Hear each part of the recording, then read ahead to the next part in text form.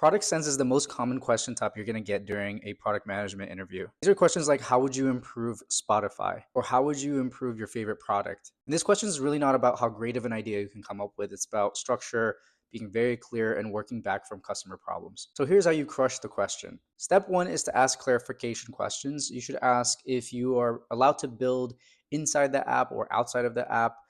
You should be asking if it could be a hardware or software solution. Just ask as many clarifying questions as possible so you understand the scope of the problem. Step two is to set the agenda. You want to say, here is how I'm going to approach the problem. I'll clarify the mission. I'm going to select the user, identify the problems that that user might have, and then pick a solution for a specific problem I've identified, and then maybe talk about the risk and go to market strategy at the end. And in step three, you're going to state the mission. So you should always tie back to the company's why or their bigger mission that they want to accomplish.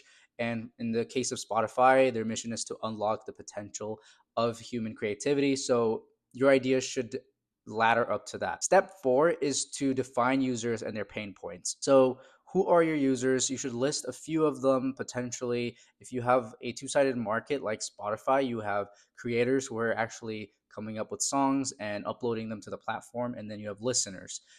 You also have advertisers and so many other players. So you should list off all of those potential users and then select one and make a very logical case for why you're going to pick that specific user. And then step five is to identify the key problem for that specific user. So you want to focus on one core pain point that impacts a large market and aligns with the company's mission. So I've actually used a matrix where I have the different problems I've identified, how large of a market they are in a second column, and then a third column stating how much they align to the mission if we solve these problems. And by looking at that grid or matrix, you can make a decision on which one aligns most with the mission and reaches a very large market. Step six is the brainstorming section where you come up with different solutions.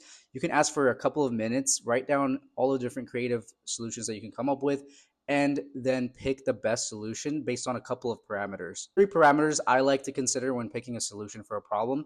One, how directly does it solve the problem? Two, how feasible is it? Is it going to take 5 years, 2 years, or is it something we can quickly get done? And then three, does it differentiate the product or company from the rest of the competitors in the market? Once you've picked your best solution, then it's time to walk through the user journey. Basically, you want to describe the user's journey from when they log in to they accomplish whatever they are setting out to accomplish. This is a good chance to state a strong vision. An example is, I imagine a world where anyone can make music straight from their phone. That's a strong vision that you're setting up for the long term of the product. And step eight is defining a success metric. This is where you want to say, I want to track engagement, retention, customer satisfaction, all to just measure the success of the product. But make sure the metric you're picking makes sense for the specific feature that you've actually identified. Step 10 and the last part is outlining your go-to-market strategy. Are you going to have partnerships with other brands, do some social media advertisement? Whatever it is, you should be very specific about how you're going to roll out the product. This is a bonus, but you should also talk about the risks associated with your idea. Maybe it's a privacy issue or lack of adoption. Whatever it is, make sure you show your interviewer that you have considered everything. And that is how you nail a product sense question, turning very ambiguous questions into clarity and structure. Good luck.